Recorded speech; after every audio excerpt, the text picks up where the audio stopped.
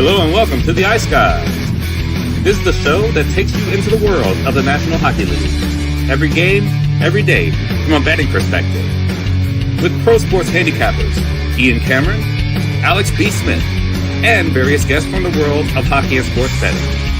And now, here's your host, Ian Cameron.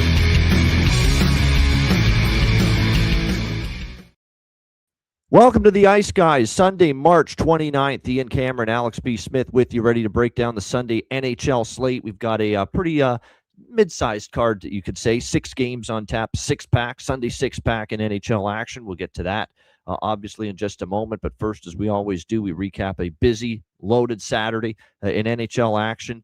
It started with, I guess, me getting a little carried away on the show.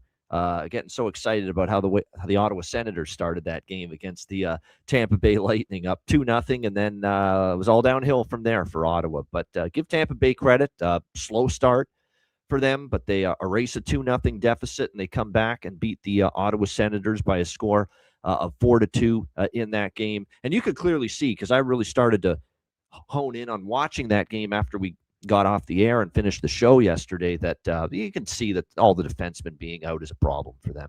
You know, they get hemmed in their own zone, and they have trouble, holding on to pucks.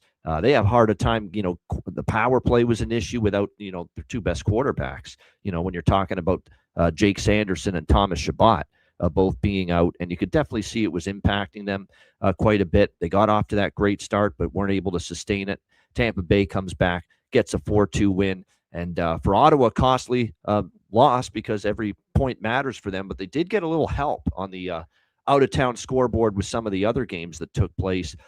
Then we also had a game that was on at the same time we were doing the show. It started early, 1 Eastern, Florida and the Islanders. And we were lamenting how, same old Islanders here, making it difficult on themselves, falling down 2-0 in that game.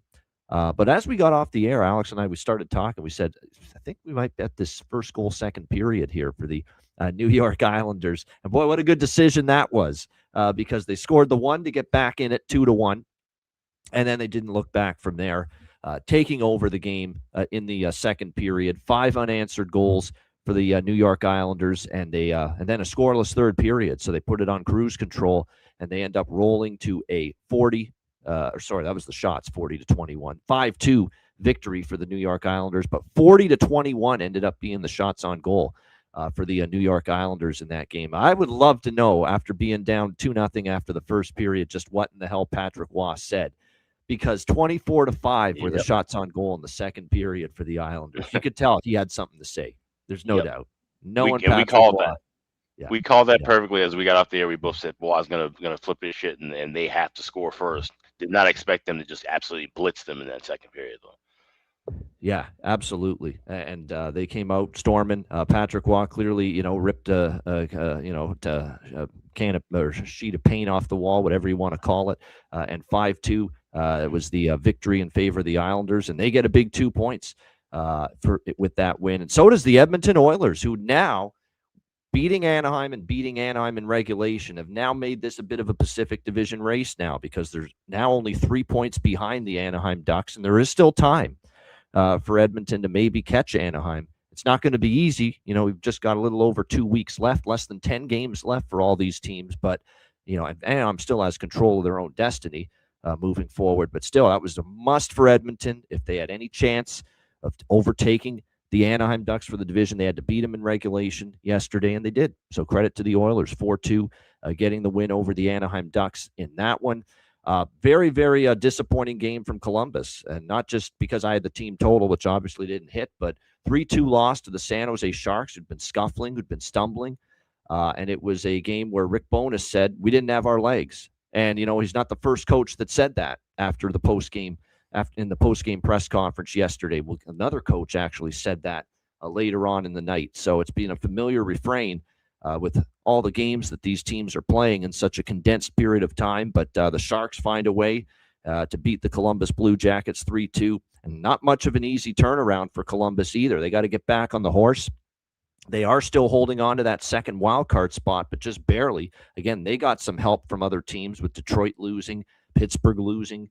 That helped out the Columbus Blue Jackets a little bit, but Columbus right back in action this afternoon in a massive game against the Boston Bruins, which we will tee up and talk about in just a bit. This was a bit of a miracle that this cashed, but we did hit the over with New Jersey, Carolina, 5-2 Hurricanes, but we get New Jersey putting that game over the total. Thank you very much, Evgeny Dodonov, with 24 seconds left, making it 5-2. So we'll take it. We cash the over there. Hurricanes with a nice 5-2 victory over the New Jersey Devils. That looked more like the Hurricanes we've seen when they're at their best. And we certainly saw that yesterday. Actually started slow, but boy, I thought in the second and the third period, they were very good. They outshot New Jersey 26-14 in the last two periods to really take control of that game. I thought Boston was cheap at home against Minnesota, and it proved to be that way. They beat the Minnesota Wild 6-3, so we end up cashing with the Bruins at even money on home ice. Nice victory there for Boston in that game. They exploded early with the 2 goals, Peak and Zacha. And then Minnesota got back into it for a bit, cut it to 4-3, but Zacha, again, who's been just terrific lately for the Bruins, gets his second goal and gets that separation once. He gives the Bruins that separation once again, and they get the 6-3 win there. Dallas, 6-3 win over the Pittsburgh Penguins. No Crosby, no Malkin, and you could kind of see it for the Pittsburgh Penguins yesterday. It did impact them, and welcome back to the lineup, too, Mikko Rantanen. Holy mackerel. He certainly welcomed himself back to the Dallas Stars. He got a goal and an assist, a multi-point game in his return for the Dallas Stars. And you could see how much better offensively, obviously. I mean, it's Mikko Rantanen. You know, they are obviously a better team with him. And obviously we saw that on display yesterday and easily hitting the over in that Dallas and Pittsburgh. What is that now? 11-1 is the run for overs with the Pittsburgh Penguins. 11-1 to the over in their last 12 games after that 6-3 defeat to the Dallas Stars yesterday. This one hurt a little bit, Seattle-Buffalo, because I thought it was going to be a lot of goals, and it didn't turn out that way. So this was the game that put me back a little bit in the afternoon session. The good news is we finished the day late for a profitable day. It was a profitable day, and the late slate really helped. This hurt a little bit because we had the first period over. We had both teams to score in the first, the full game over, and it ended 3-2 Buffalo in overtime. Good show of guts, though, by Buffalo, because they looked like they were stuck in mud. Seattle was up 2-0 at one point in that one, but they battled back. They got the big goal was Dahlin on the power play to cut it to 2-1, give them a chance, give them momentum going into the third. Peyton Krebs tied it in the third period, and then it was Buffalo victorious in the shootout yesterday and getting themselves back on track and snapping the 3-game losing streak. Bit of a relief, because if that had gone to 4 losses in a row for Buffalo, you would have started to think, this team is not trending in the wrong direction at the wrong time. But a nice stop the bleeding performance and victory yesterday for the Buffalo Sabres. St. Louis rolls Toronto. It was back to the same old crap with the Leafs last night as far as just getting dominated territorially. They didn't have the puck the whole game. They're getting caved in, outshot heavily, outplayed heavily. That looked a lot more like the Leafs we had seen prior to the last 2 games. And it ended up being a very nice victory there for the St. Louis Blues, 5-1. I didn't know it was Joe Buck night in St. Louis last night, but apparently it was. He was all over the place. He did his kids were skating in the some kind of little kids hockey game during the intermission. His kids were involved. They had him, for an interview on the television broadcast. But he actually did a nice call of the Pius Suter shorthanded goal. I saw a clip of that. Someone in the comments said it's about the most excited I've ever heard Joe Buck, which is pretty fun. Joe Buck's been criticized for not having the big, lift in his voice for the big moments, but you have to give him credit. I'll say this about Joe Buck, because people say he's overrated. He's not as good. I think he's gotten a lot better. And another thing I'll say about Joe Buck is you cannot criticize the call he made on that Minneapolis Miracle years ago. Stephon Diggs from Case Keenum to win that. That's one of the greatest calls you'll hear, honestly. It's fantastic. It's probably Joe Buck's best call he's ever had. That one with Diggs sideline touchdown, unbelievable, Vikings win it. That insane ending to that football game. I think that's like almost 10 years ago now that game took place. Close to it. But yeah, Joe Buck was all over the place in St. Louis during that game last night. Yeah, Alex, go ahead. No, I'll just say I saw the clip of him calling the goal too, and people have to remember he's the national broadcaster. He's not supposed to show the same emotion of a local guy. But if he was calling Cardinals, and he's a very big St. Louis Blues fan. He legitimately. That's what I'm saying. He would, right. He would certainly show more emotion if he was calling locally than doing Monday Night Football or national baseball. So. People forget, too, that before Dan Kelly, Jack Buck did radio games for the St. Louis Blues. That's right. Before Dan Kelly. So that's like in the 60s. Yeah. Jack When he Buck, first started, actually, yeah. Joe's father, did radio games for the St. Louis Blues. So, yeah, that was definitely a long time ago. But big win there for the Blues. Big win for Montreal. Wow. I'm telling you what the version of the Montreal Canadiens, and if Andrew McGinnis is listening to this, he's probably going to be, sky high with excitement if he hears me say this. The version of the Montreal Canadiens we've seen these last few games can go a long way in the playoffs. They are playing in such good. They're finally locking it in defensively. They're finally avoiding these gaffes, these mistakes, these breakdowns in the D zone that have hurt them. And when they have had those issues, Dobish or last night, Jacob Fowler have been there to clean it up and make the saves, the timely saves, which matter significantly at this time of year. We know they can score. That's not an issue. That's never been a concern with Montreal. We know what they can do with Mr. Saturday Night, Cole Caulfield, who got on the board again last night. With Demidov, who's obviously turned it up, with Slavkovsky, Suzuki. We know they can score goals. That's not the concern. The concern is, can you play solid defensive hockey at this time of year? And there's also talk about how heavy teams, physical teams, can lean on Montreal, and they can lose a physical war in the trenches because of just the style they are, and they're not quite as physical as some other teams. But they are playing some really, really good playoff-style hockey right now. Getting goaltending, better defensively. We know they can score. We know their power play is dangerous, and a nice 4-1 win for them in Nashville last night. You got to give Marty St. Louis credit, because I think his coaching's probably played a role in this. He was trying for a long time to get this team to be better defensively, and now we're finally starting to see it at the right time of year for sure. Look, we don't always get everything right, as you guys know, on this show, but I did say yesterday, be careful with the Colorado Avalanche. Be very, very careful. Off a road trip, playing Winnipeg, team they just beat in Winnipeg. I said this could be a game they slough off, that they're a little dopey. And that's exactly what we saw for Colorado last night. And they've had many of these spots lately. Like, nobody's chasing them from behind. Dallas is not going to catch them. Minnesota is not going to catch them. These are just playing out the string type of games right now. For the Colorado Avalanche. I would be very hesitant about backing this team moving forward. And in fact, I'm going to be, just like last night, picking my spots to actually bet against them in the remaining games of the regular season. I did have that sprinkle on the Jets. Plus 230 was actually the price I was able to get. A really great price there.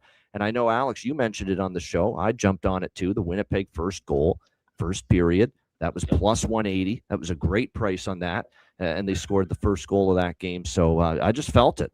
Just from the very beginning, I said, watch Colorado lose this game. And wouldn't you know it, they did. And Winnipeg gets a 4-2 win. And all of a sudden, Winnipeg and the next team we're going to talk about, Philadelphia, 5-3 win over Detroit. Teams we left for dead in the playoff race.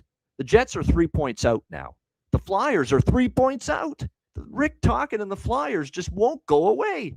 They're 3 points back of the final wild card spot with a 5-3 win against Detroit. They nearly blew the damn thing, though. Holy mackerel. It was 4-0 in the third period. The building's dead. They pulled John Gibson and put Cam Talbot in. And then all of a sudden, 3 goals for Detroit in like 2 minutes. And you're like, no way. Philly's really going to do this? Up 4-0 and blow this game completely? But they stopped the bleeding. They got the empty net goal from Sean Couturier. We also got a bargain bin special, Noah Cates, plus 420 to keep it going. Another day with a bargain bin special winner on the show, but the Flyers get it done, hanging on 5-3. And typical Detroit right now. Huge win against Buffalo on Friday night to stop the bleeding, end the losing streak, give them some momentum. And they give it all right back last night with the loss to the Philadelphia Flyers. And now they're still out of a playoff spot, Detroit, because of that loss last night. And Tom McClellan saying that was training camp shit last night. In game 73 was his quote after the loss last night. He wasn't a happy man, and he shouldn't have been.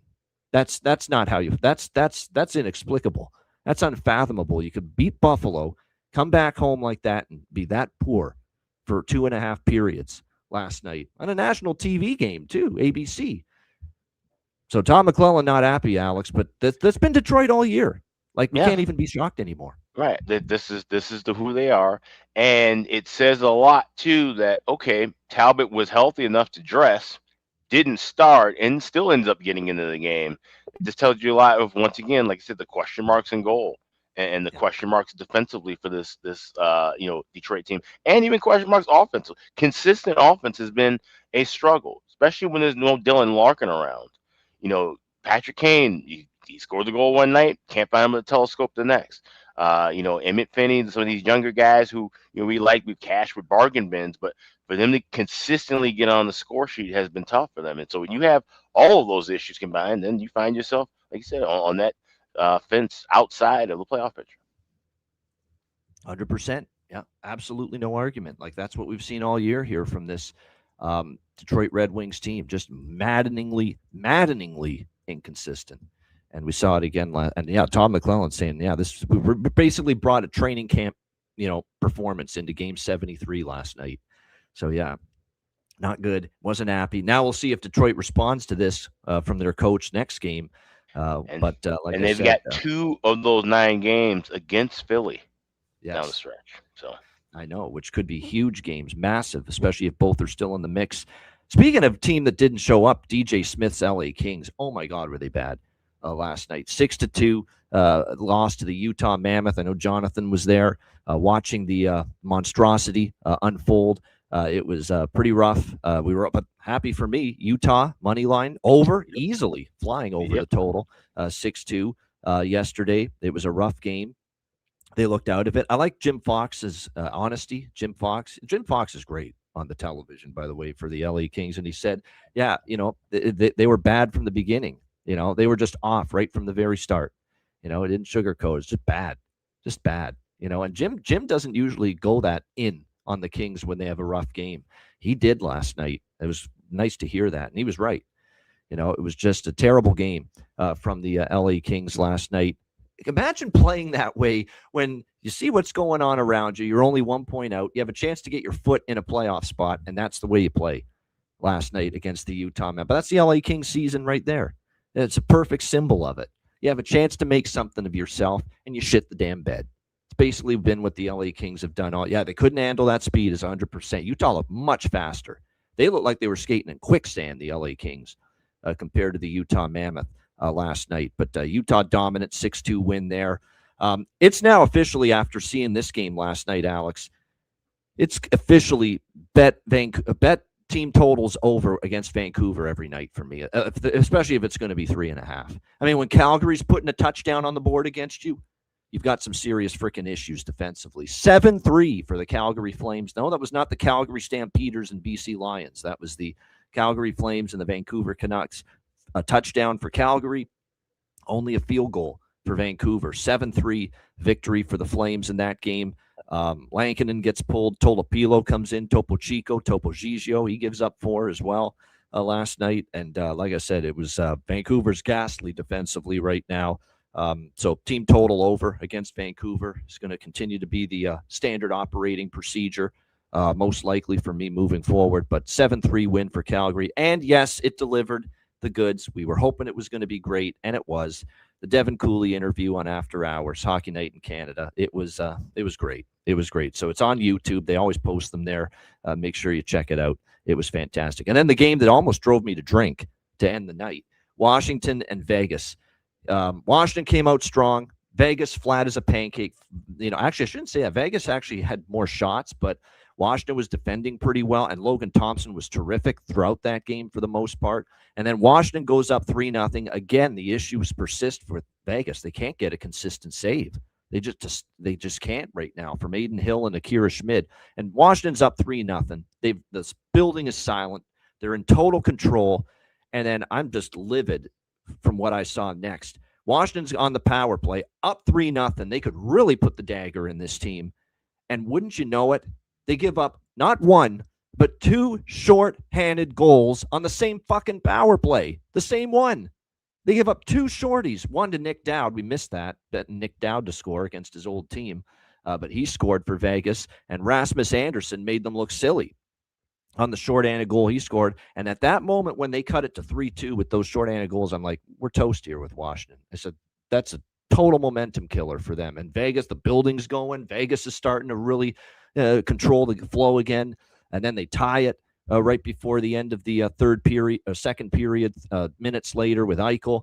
And then they have the power play to start the third, 4-3 Vegas. And I'm like, geez, see you later, Washington. It was nice thinking you could win this game.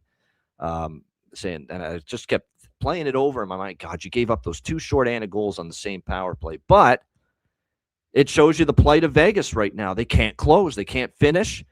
And, of course, Washington ends up tying it with Dylan Strome's power play goal, 4-4. And Washington wins in the shootout. And Logan Thompson was really good in the shootout, and he enjoyed that win. He celebrated a little more than normal after winning that shootout for the Washington Capitals last night. So as stressful as it was, we do get the best bet winner with the Washington Capitals plus 130. Still, Vegas had no business, as I said, being minus 150 favorites in that. To be honest with you, Alex, I think if you take out that sequence where they gave up the two shorthanded goals on the same power play, Washington was on their way to winning that game 5-0. I really think so. Yeah. But credit to the Capitals. They got it back on the rails, tied it at 4 in the third, and that really settled the game down, and they were able to win, and that's another tough loss for Vegas. They do get a point, but I'm telling you what, their position in the standings, Alex, is still very tenuous right now. Yeah, nothing stable in the Pacific, and like I said, looking at my portfolio, just the futures and the great shape that I'm in. Already cashing Anaheim over, cashing more than likely Anaheim to make the playoffs, plus 310, and now I either have a 625 for Vegas to miss or a plus 250 and a higher unit for LA to miss. Like, you can't ask for anything more than that. And with 9 games, every team has, I think, except for San Jose, every team has 10 games or fewer left down the stretch. So now's the point where we start talking about scheduling impact. I mean, we've been talking about that all year, but especially in, like I said, teams, matchups like Philly, Detroit playing twice again. I know San Jose has a couple, I think all their games are against division teams in the last 5 of the last 6 against division teams. Those stretches matter because you will have some spots where some teams may be looking ahead to competition. And I think there's one spot on the board tonight where I feel like that could be a possibility. So, everything's getting tight now with, like I said, that few games left, and we still have some back-to-back spots, still have some, unbalanced cards as far as day and night go. So it's going to be interesting to see how some of these teams finish. Yeah, absolutely. Like I said, the races, you can't, I'll say this about, I'm going to quibble about the playoff format, and I still think we need to have 3-point wins for a regulation win, 1 point, or 2 points for an overtime or shootout win, 1 point, that we got to do that kind of system like in soccer. But at the same point in time, I'll say this, all these 1 point, 1 point situations where teams pick up a point for an overtime or shootout loss have led to a very congested playoff race. And I have a feeling that's exactly what the NHL likes here down the stretch with just a couple of weeks left. All right, let's get into Sunday. We've got 6 games. We'll begin with the Florida Panthers and New York Rangers. This one starting at the top of the hour, 1 p.m. Eastern. Rangers minus 180, home favorites, 5.5 the total in this game. I can't lay $180 with the Rangers, but I don't know if I'm interested at all in Florida. We just saw them getting trounced after having a 2-0 lead, and they get blitzed from that point on and lose 5-2 to the Islanders. We know they're a massively depleted bunch right now with all the players that are still out of the lineup for them. It's basically kind of a hybrid Panthers/Charlotte Checkers version of the team that Paul Maurice is putting out there right now. But, now the price has moved, I should say, in this as well, because this opened as low as minus 145 on the Rangers. It's all the way up to minus 180, and I think it's because of all the absences right now for the Florida Panthers. I don't want Florida, but now at this price, I can't really look toward the Rangers. I did bet a little over 5.5 here. It's minus 135. I just feel, no playoffs for either of these teams. Just end up roll the puck out and, score some goals in 2 teams that I don't trust defensively right now, even if it's Bobrovsky and Shesterkin. in net, and it is both of them in net here. So a little over 5.5 to get the day started. Not a big bet, but a little something to get the day started. I mean, if you got the Rangers early, good on you, but no, minus 180, I still can't get there at this price with the Rangers. So it's pretty easy pass for me as far as the side goes. Alex, Florida Panthers, New York Rangers. You'll hear me say this a lot between now on the final day of the regular season. I am not betting on two bad teams. That's exactly what we have right here. This is a pass for me with the early start, even with the total. And there's some sixes floating around, so you got to kind of shop for the 5.5. If you like the over, I'd say maybe wait in game, because it's not like even with the Rangers scoring 6 goals the other night, we didn't see them just blitz right away. Like this isn't an offense that all of a sudden has woken up like we've seen with New Jersey or LA and some of the other kind of weaker teams that had struggled offensively. So wait for a live over, but for me, this is a pass. Yeah, nothing wrong with that. As far as props, though, for this game, yeah, I was just about to go there. He scored his first NHL goal the other night, Adam Sikora, for the New York Rangers. Might be someone to consider here as far as a goal prop in this game is concerned. We also want to note that JT, as far as, there we go. Yeah, Adam Sikora last game scored for them. Plus 450 is a pretty good price. Alexis Lafreniere, we've talked about him playing better lately for the Rangers. He scored in back-to-back games. So those are a couple of Ranger goal props that I think I would be interested in here for this one today.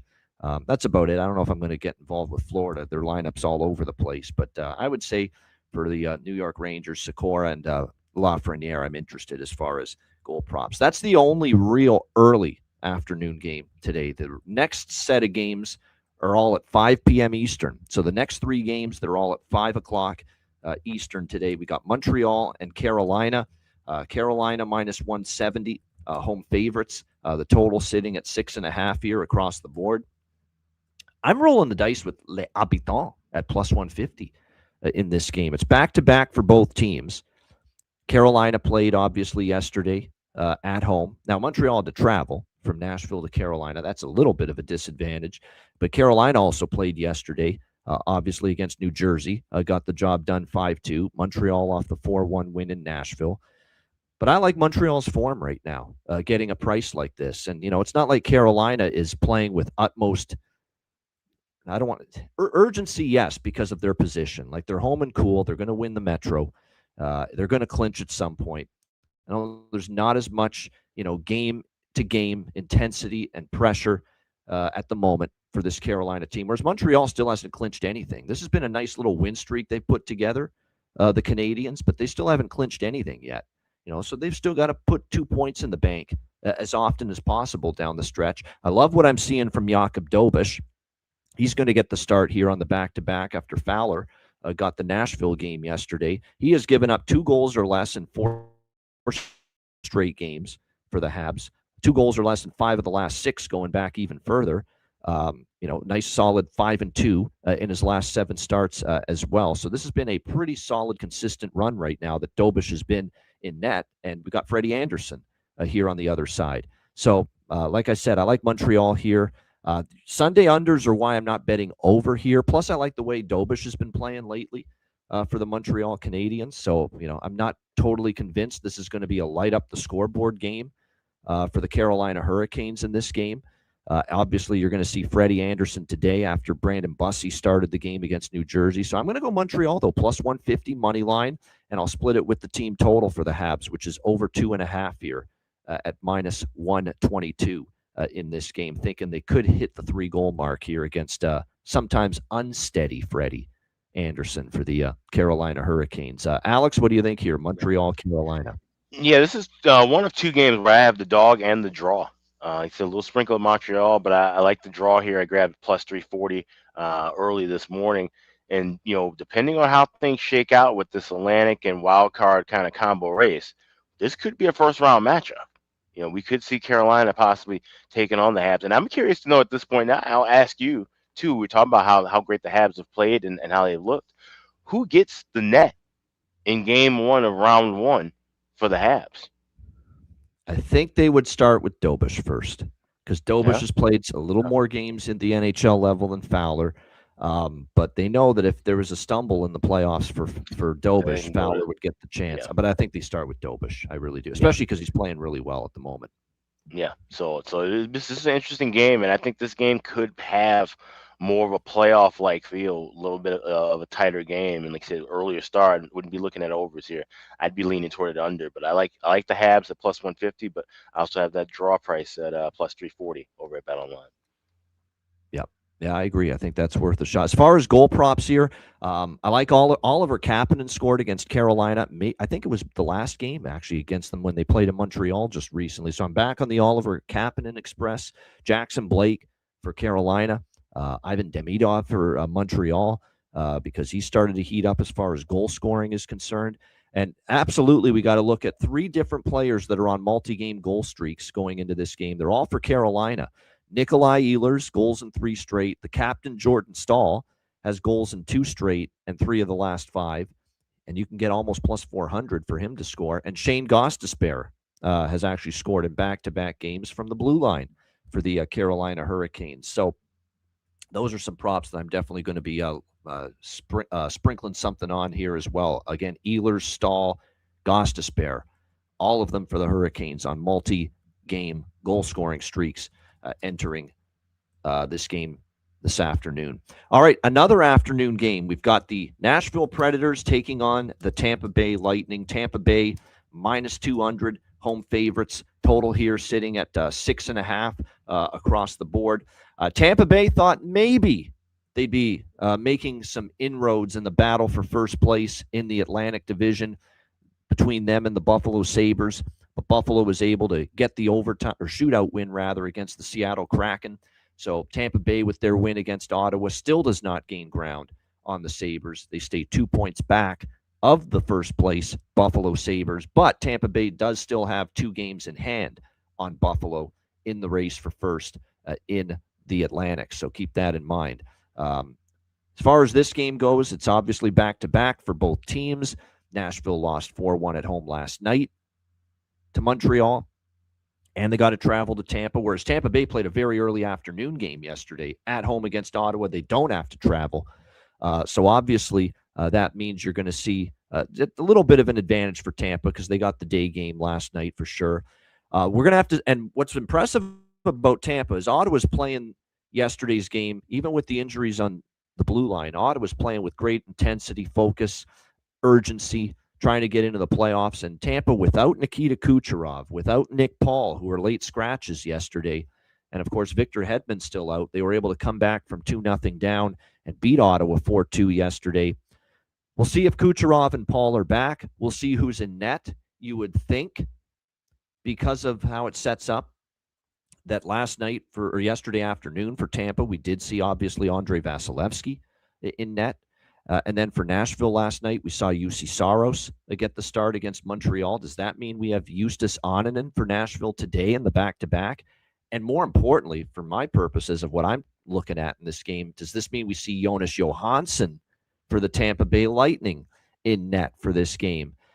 Annunen has been a little bit better late. Obviously, for the full season, his numbers still aren't great, but Annunen's been at least a little bit better of late. Now, he did lose his last start against New Jersey, but prior to that, he had not given up more than 3 goals. And actually still hasn't given up more than 3 goals in 5 starts, so he's been a little bit better. But I'm very fascinated to see if Johansson's in net for Tampa Bay because he has been a disaster for the last month or two. There's no sugarcoating it. 4 allowed to Calgary, 8 to Buffalo in that crazy 8-7 game, 5 to Carolina, 6 to Columbus.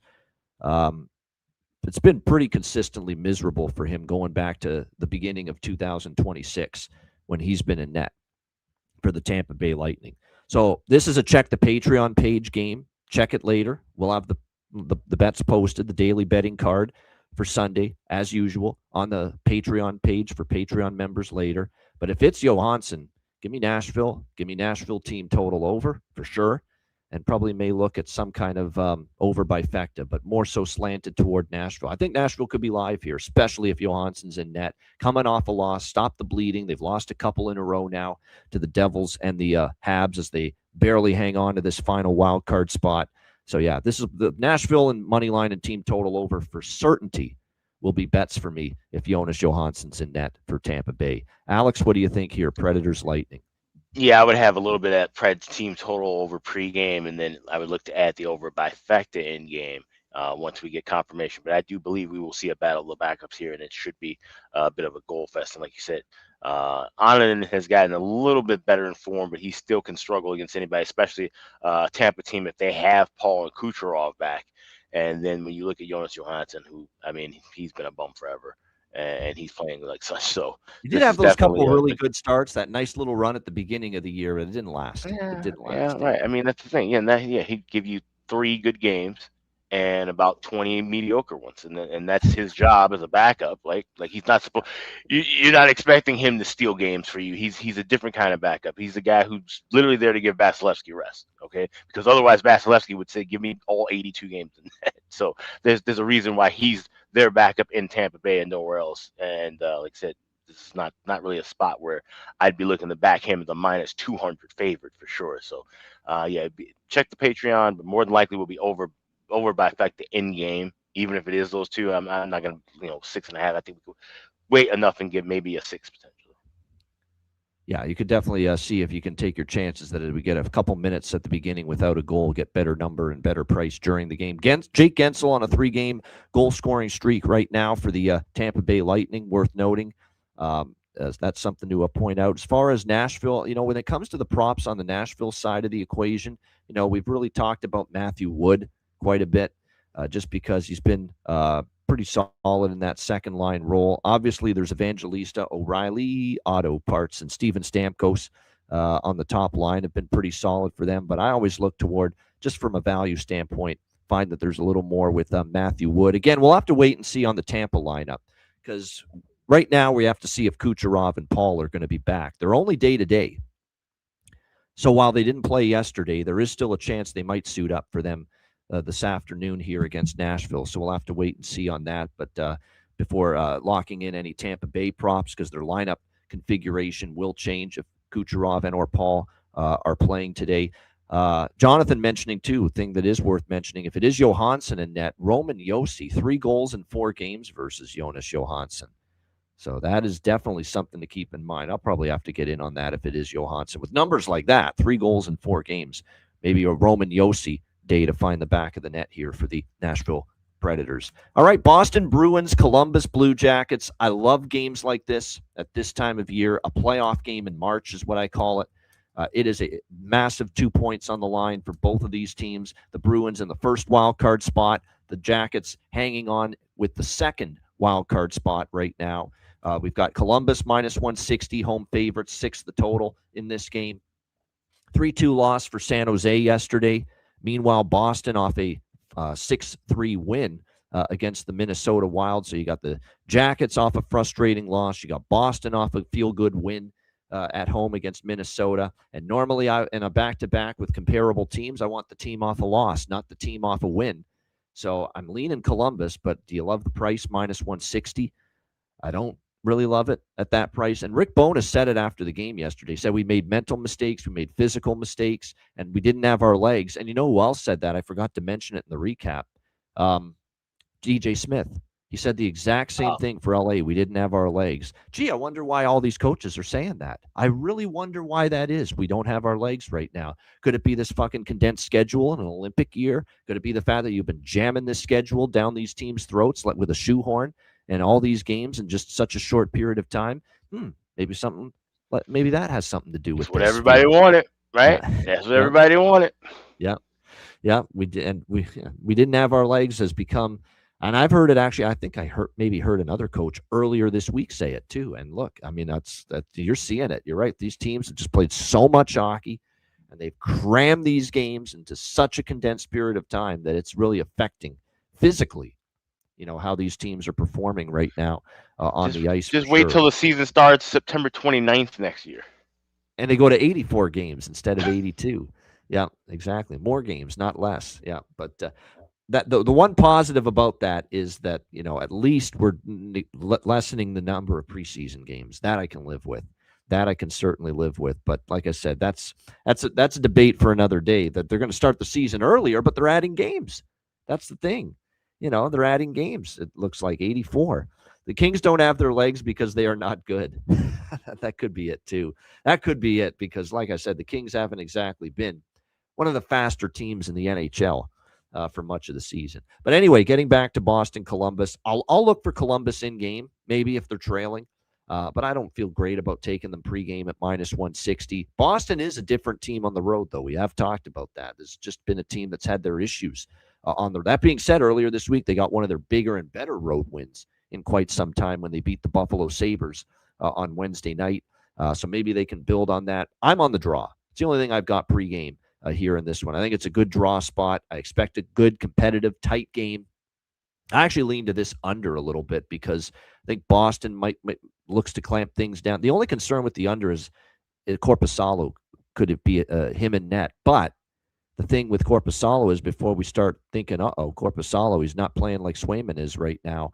Don't forget about Korpisalo. He's playing against the Jackets, a former team, and that always stimulates a goalie to play well against a former team. Hell, look at Logan Thompson last night as a perfect example for Washington against Vegas.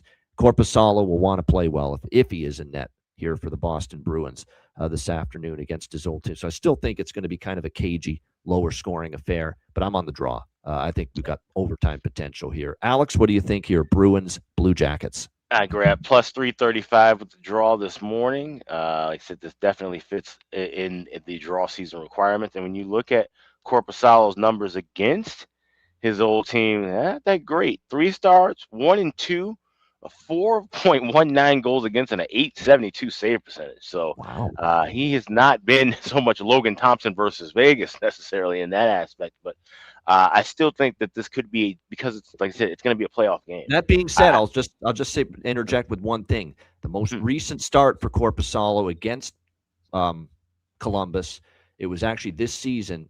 Bruins won 4-2. He got 36 saves on 38 shots. He actually played very well. But I know what you mean. Overall, it struggled. But the most recent example, he was really good. Right, and so his numbers were even worse before turning in that good of an effort. And like I said, we know how Boston has struggled on the road, but I think because of this, where these two teams are in the standings, they're in each other's way essentially. This is going to be a game where it's low and slow. I have the under 6 plus 104 at BetOnline. We don't bet too many unders, but this one screams under to me. You could take a shot with a 1-1 or a 2-2 correct score as well. I don't think Korpisalo is going to see a lot of shots. I think this is going to be a sloppy game within the neutral zone. I think teams are going to have a lot of active sticks. Shot selection is going to be at a premium. This is going to play like a playoff game, honestly. So under 6 and draw for me.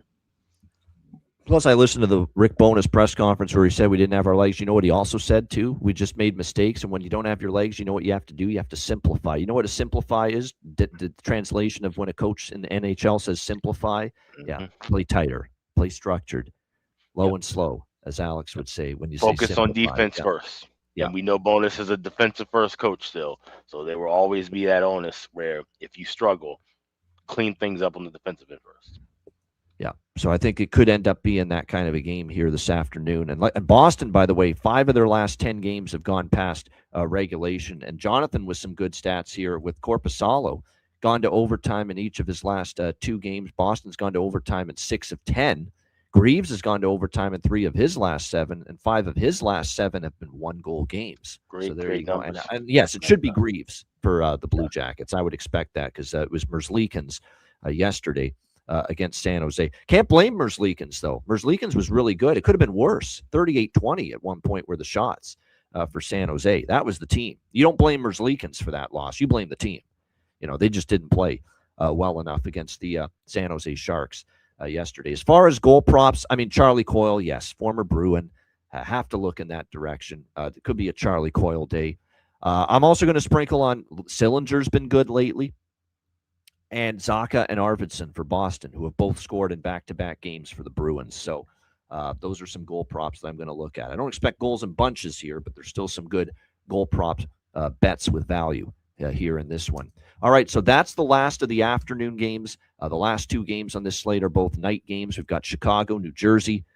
New Jersey minus 170 here in some spots. The total here sitting at 6 across the board in this one. I think and I don't see why it wouldn't be Spencer Knight in goal for the Blackhawks. I might move on Chicago here. I think this is a tough spot for Jersey. They lost yesterday to Carolina 5-2, back-to-back for the Devils. Rest advantage for Chicago because they played at MSG Friday night against the New York Rangers. They played poorly, don't get me wrong. They were terrible in that game. I remember it. But at the same point in time, they've got the rest advantage. They're coming off a bad loss. And prior to that loss, the Blackhawks have done a nice job of competing, giving an honest effort most nights, even given their position in the standings. I don't think we saw that against the Rangers. That was kind of hot garbage. Let's call it like we see it from the Blackhawks against the Rangers on Friday night.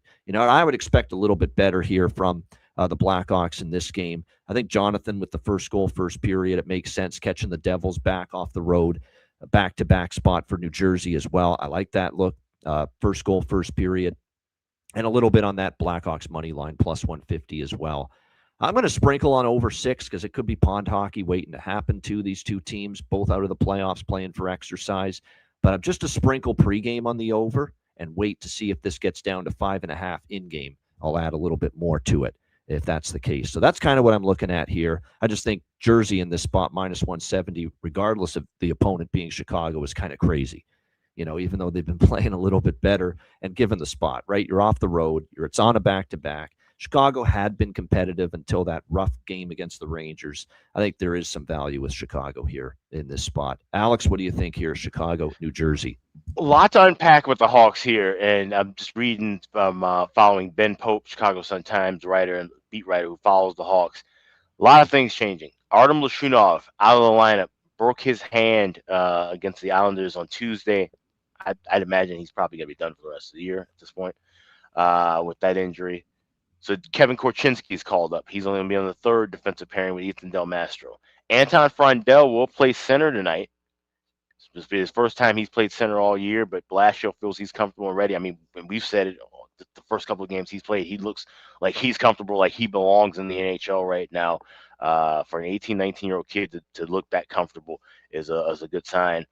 This I thought was very interesting, and this is something I've been waiting to see probably since before the Olympic break, maybe even around Christmas time. Hawks will have a 5-forward power play unit tonight with Bedard quarterbacking the power play. Frondell on that PP1. I'm not sure what all of the lines will be. Those will be coming out, but the fact that they're going with that, they're experimenting, they're opening things up now in these last 8-9 games of the year. I love the overs here. I did grab a piece of over 6 at even money earlier, but like you said, I'm going to wait for a 5.5. I'm going to wait for that first period over.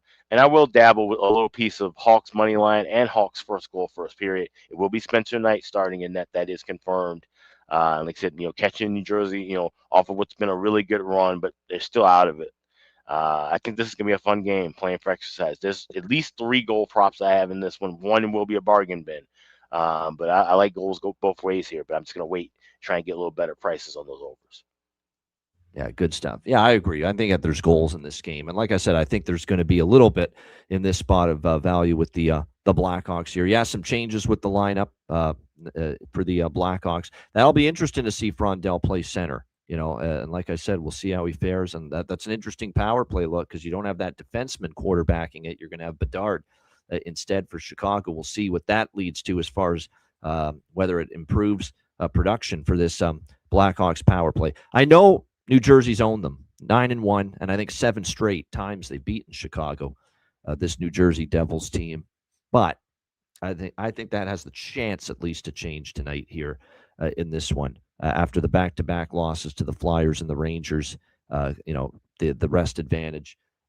It's for New Jersey, like I said, that's a 5-game roadie and a back-to-back after being in Carolina last night. So I still think it plus 150. Like I said, these are two teams. It's almost like you're never quite sure totally what you're going to get night to night from them. So don't go big on it. But I still think Chicago plus 150 is definitely worth a shot here to go with those overs. Timo Meier, goals in 3 straight games. Yeah, tricky Nicky Lardis, man, the former Hamilton Bulldog. We got to go to it, man.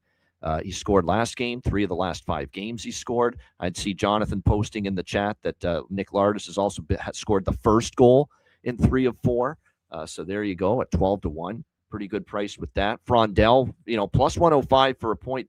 Benji in the chat is a great value. There's for sure, especially now in the center spot. Power play 1, absolutely, great power play point probably has some pretty good value as well. Spencer Knight, Jake Allen projected as the 2 goaltenders here in this game, but neither are confirmed as of yet. Also worth noting, and Knight is confirmed, by the way. There you Spencer go. Knight was That's pretty much what I expected. I agree with Mercer, too. Mercer, 6 goals in 9 games versus Chicago and 3 and 7 versus Knight. And I was already looking at Dawson Mercer anyway because he's on the top line still for New Jersey with Nico Hischier, the captain, and Timo Meier. So fits right in line with that. So, yeah, Dawson Mercer. The other player I'd look at for the Bratt, of course, even though he didn't score finally yesterday, he's still been very good, and maybe Connor Brown as well. Because he's up on that second line for New Jersey. So it's a good goal prop game, in a game we think there's going to be some goals in with the Hawks and the Devils. All right, last game for this Sunday slate. Dallas Stars, Philadelphia Flyers. Dallas minus 170, road favorites, 5.5 the total, shaded to the over. I'm conflicted with the total. I feel it could be low scoring. Dallas, 6-3 higher scoring affair yesterday. It turned into a higher scoring affair for Philly against Detroit because of all those late goals. Maybe Philly looks to tighten, even though they won the Flyers. Do they look to tighten it up here? We'll see. I think that's possible. But at the same point in time, if it's Ersson, which it probably will be for Philadelphia in net on the back-to-back versus DeSmith, you do have a battle of backups, although capable backups.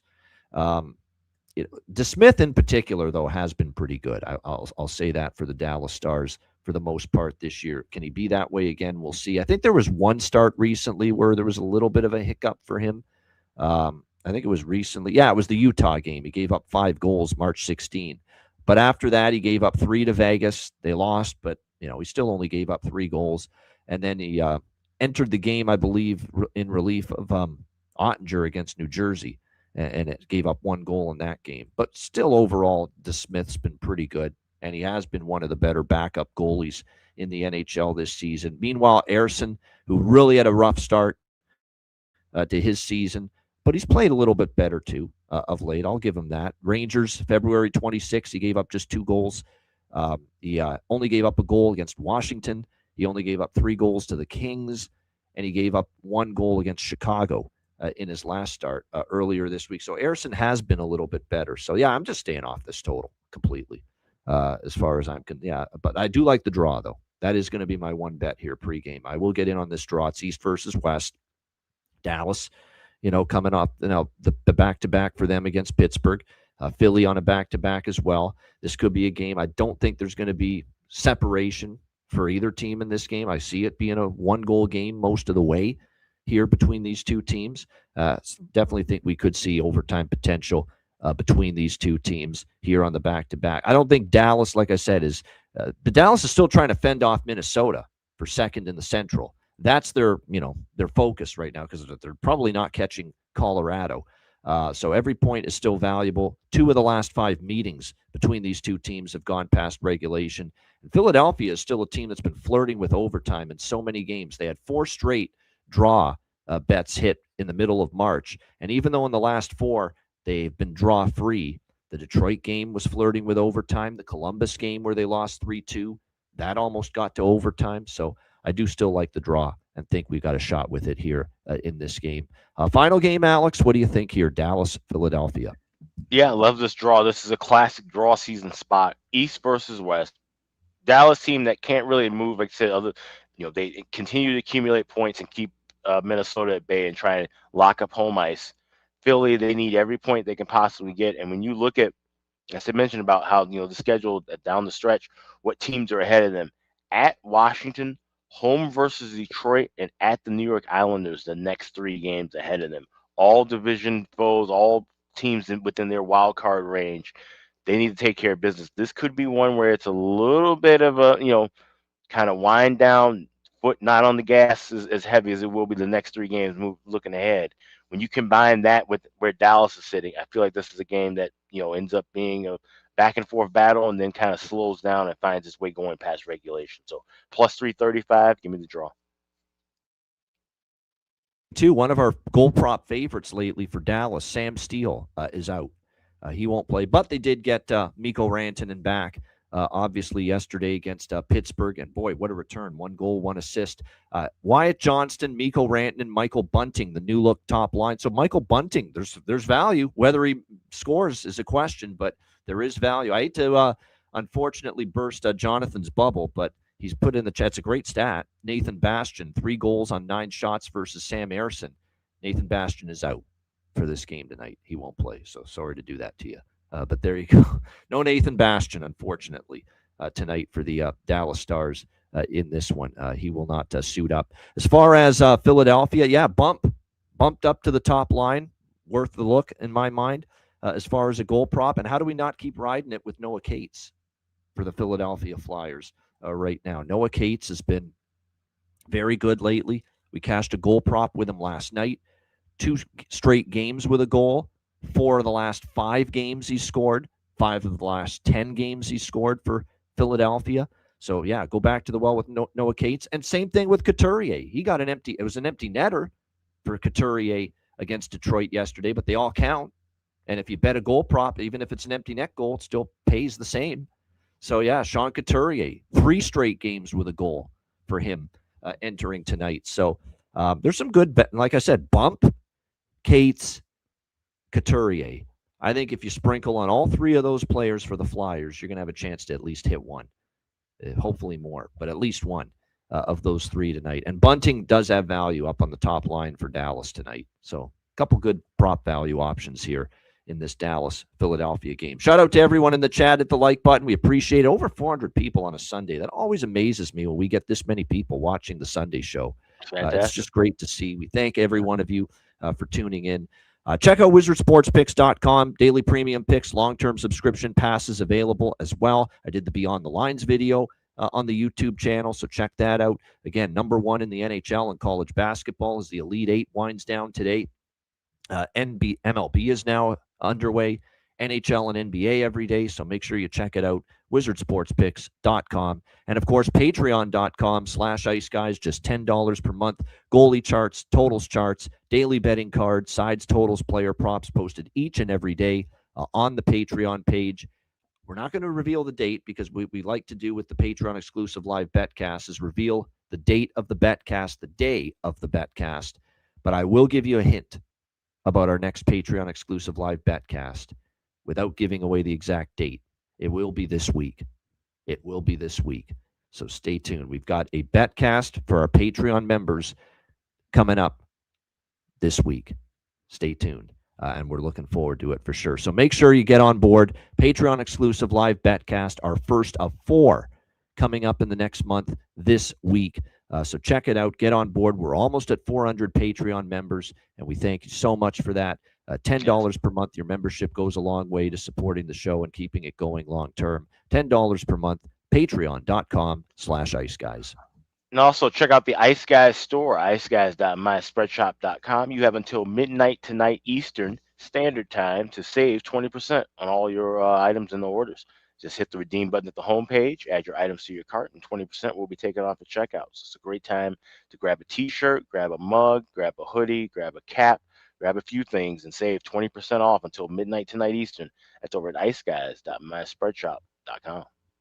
Good stuff, indeed. Yeah, maybe I shouldn't be amazed about the amount of people we get for the shows on Sunday, because Hal makes a good point, because no one else does Sunday shows. We thank you guys so much for doing Sunday shows. Yeah, well, that's why we do them. We know we're going to own the space when it comes to hockey betting shows on a Sunday. That is for sure. All right, we got Bastian's a bum just because he's in. Oh, there you go. Classic JD response. All right, bargain bin specials of the night. Best bets coming up right after we hear from our great Ice Guy sponsors.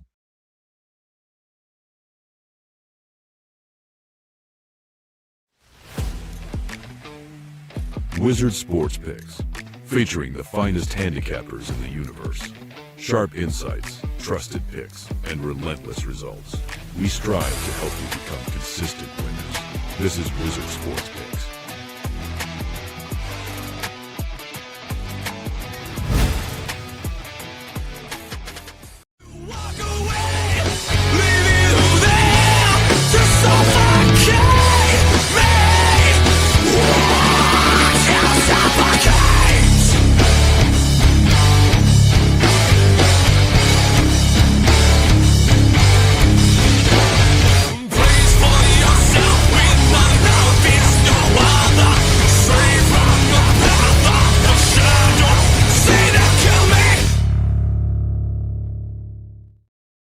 All right, bargain bin special of the night. We have had another one come through last night with Noah Cates for the Philadelphia Flyers. We'll see if we can add to it here on this Sunday. Alex, we'll start with you. Bargain bin special of the night. Yep. First, we'll go to that Nashville Tampa Bay game. I'm going to tail our good friend JD with that Roman Yossi look. Anytime goal plus 500 available still at BetMGM. Like I said, he's been locked and loaded. And whenever Nashville plays well, this has been over a decade plus. Whenever they needed a big time goal, number 59 steps up for them. So Roman Yossi, anytime goal plus 500. That's my first bargain bin special. My second one, we go to Newark, New Jersey, where you got the Hawks taking on the Devils, and we're going to go with, once again, Anton Frondell. I'm probably going to have his goal prop the rest of the season, but plus 350, I think we see him get his first National Hockey League goal.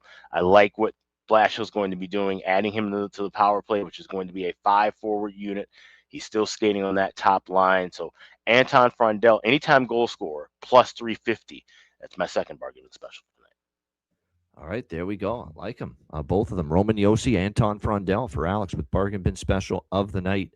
I'm tempted, Al, to go with Noah Cates again, but I'm not. And if I'll rue the day if he scores again, but I'm going to go with a little something different. He is going to be a bet, obviously. I'm definitely going to bet Noah Cates again for sure. But I'm going to go with one Boston Bruin and one Carolina Hurricane for my bargain bin specials. Pavel Zacha for me with Boston. He has been absolutely sensational. I find in big games he stepped up as well for them. He scored in back-to-back games entering tonight for the Bruins, 3 of the last 5.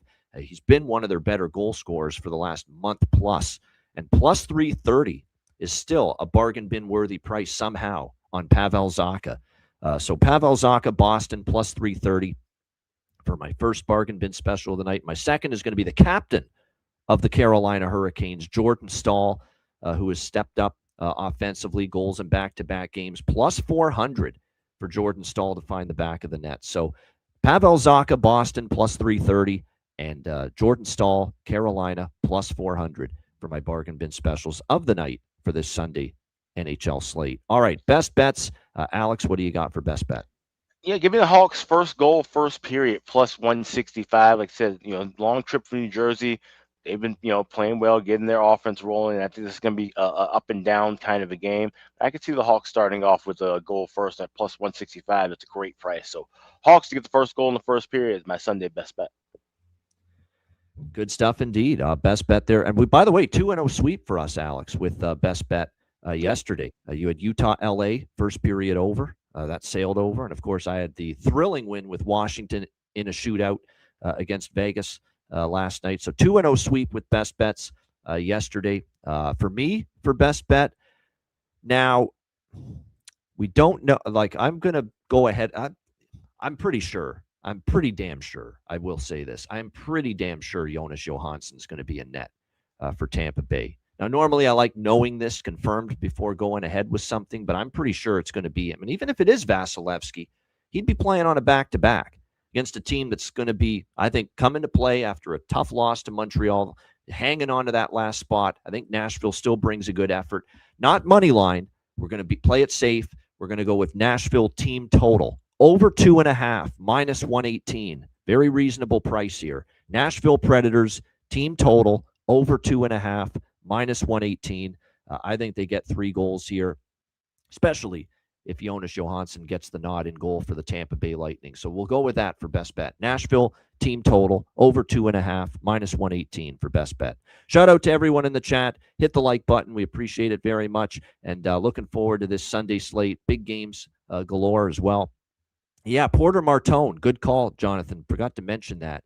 He officially signed his contract because his Michigan State got knocked out of the Frozen Four yesterday, the NCAA hockey tournament. So Porter Martone is eligible to start with the Flyers. He signed the contract, could be in their lineup tonight, making his Flyers an NHL debut. So we'll keep an eye on that. Might be a Porter Martone sighting in their game against the Dallas Stars tonight. All right, great stuff. A reminder, the Ice Guys is live 7 days a week, Monday to Friday, 2 p.m. Eastern, Saturday, Sunday, noon Eastern. If you can't watch the show live, download the Ice Guys podcast in audio form on all major podcast platforms, Google Podcasts, Apple Podcasts, Spotify, Stitcher, iHeartRadio, Amazon Music, and more. Download the Ice Guys podcast when you can't watch the show live. For Alex B. Smith, I'm Ian Cameron. Have a great Sunday. Enjoy the games and good luck, and we are back Monday at 2 p.m. Eastern for another edition of the Ice Guys.